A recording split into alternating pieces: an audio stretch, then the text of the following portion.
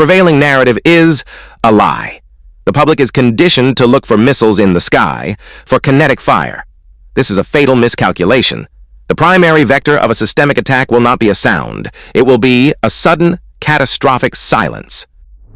Strategic analysis from RUSI confirms the true zero-day vulnerability is not our cities, but the undersea cables that function as the central nervous system of global finance. Trillions in equity, bond, and currency transactions are transmitted through these conduits daily. They are not a convenience. They are the liquidity of the Western world. A simultaneous attack vector targets orbit, not with crude kinetic kill vehicles, but with non-attributable dazzlers, jammers, and high-powered microwave weapons. The objective is not to destroy satellites, but to blind them, to deny intelligence, surveillance, and reconnaissance, to sever the optic nerve of the military. This is the blueprint for creating the blind Leviathan, a state with unmatched kinetic power, carriers, fighter wings, legions, rendered inert. Its eyes are blinded from orbit, and its nervous system is severed on the ocean floor. It is immensely strong, but disoriented, flailing, and incapable of coherent force projection. This is not warfare. It is strategic paralysis engineered at a systemic level. The Ukraine conflict is mislabeled as a war of conquest. It must be reframed as a calculated audit of Western military solvency. The primary motive is not territorial gain. It is to force an adversary into a state of asymmetric escalation by exposing their industrial and political insolvency first. Strategic analyses from institutions like RUSI frame prolonged kinetic conflict not as a show of strength, but as a severe domestic liability. For a state managing a precarious internal balance, an unpopular high-attrition war becomes a national solvency crisis. Every shell fired, every asset lost, is a debit against political stability. The kinetic cost exceeds the strategic gain. This forces a protocol pivot. When conventional victory is fiscally and politically insolvent, the objective shifts from defeating an army to collapsing the system that supports it. Weakness compels this pivot to asymmetry. The adversary has no other choice but to bypass kinetic attrition and attack the core liabilities directly. This is not a theory. It is a documented blueprint. Adversary doctrines such as China's plan to deploy Wai-Dai for Taiwan psychological warfare against Japan's population proves the vector of attack has already shifted from military hardware to political will. This is the new battlefield, a zero-sum contest of systemic liquidity where the first to go bankrupt loses everything. The math of modern warfare is broken. According to analysts at RUSI, the central equation from the Ukraine conflict is this: a $5 million main battle tank versus a $500 FPV drone. This is not an accounting error. It is a systemic liability. The kinetic cost curve has inverted. This is the democratization of violence. The barrier to entry for inflicting catastrophic damage has collapsed. An adversary no longer needs a symmetrical defense industrial base, which CSIS reports is already a critical vulnerability for the U.S. They only need access to commercial electronics. Every kinetic exchange on these terms pushes our military toward a solvency crisis. We cannot replace a $5 million asset as fast as an adversary can produce a $500 weapon to destroy it. This economic attrition is the blueprint. Bypass industrial parity and attack financial viability directly. This is how you bleed a superpower without a fight, creating the precise conditions for the final stage. Asymmetric escalation.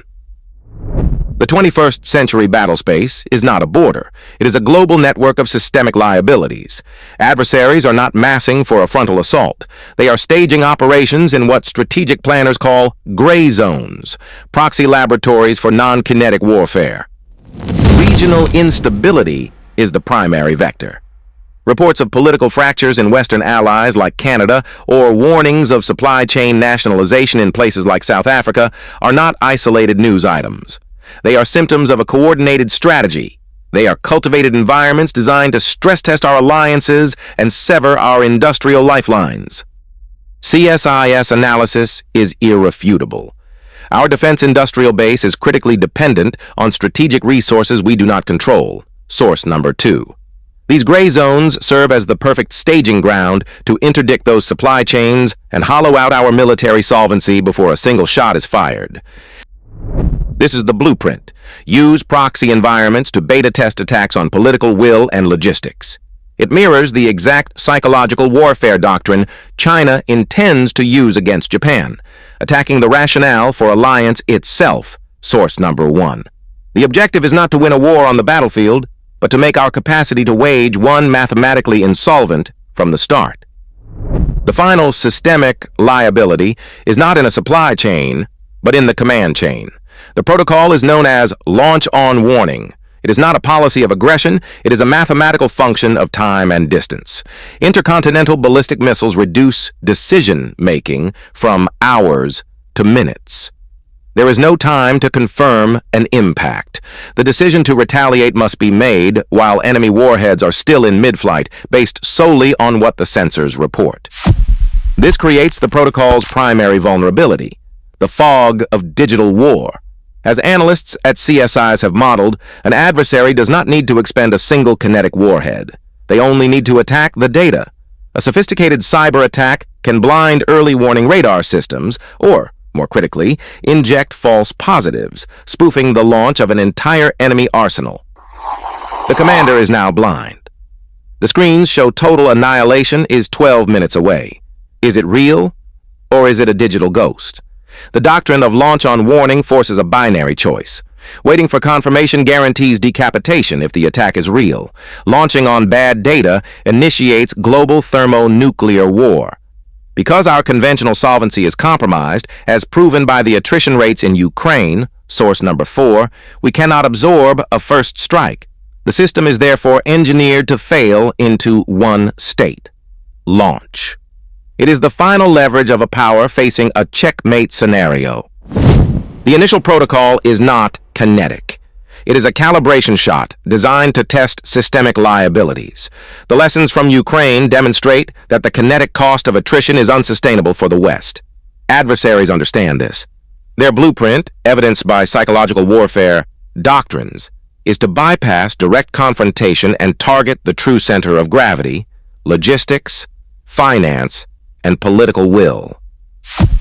The objective is to measure reaction time. CSIS reports confirm the fragility of the defense industrial base, dependent on external supply chains for strategic minerals. A calibration shot is designed to stress these exact dependencies without crossing the threshold for a military response. It is a data-gathering operation against our economic solvency. Within the next 12 months, expect an industrial accident at a Tier 1 logistical hub. A multi-day attribution impossible blackout will cripple the port automation and crane operating systems of a primary U.S. West Coast container terminal. The event will be framed as a catastrophic system failure or a sophisticated, non-state ransomware attack. It is a mathematical test of our military's logistical solvency delivered as a supply chain headline.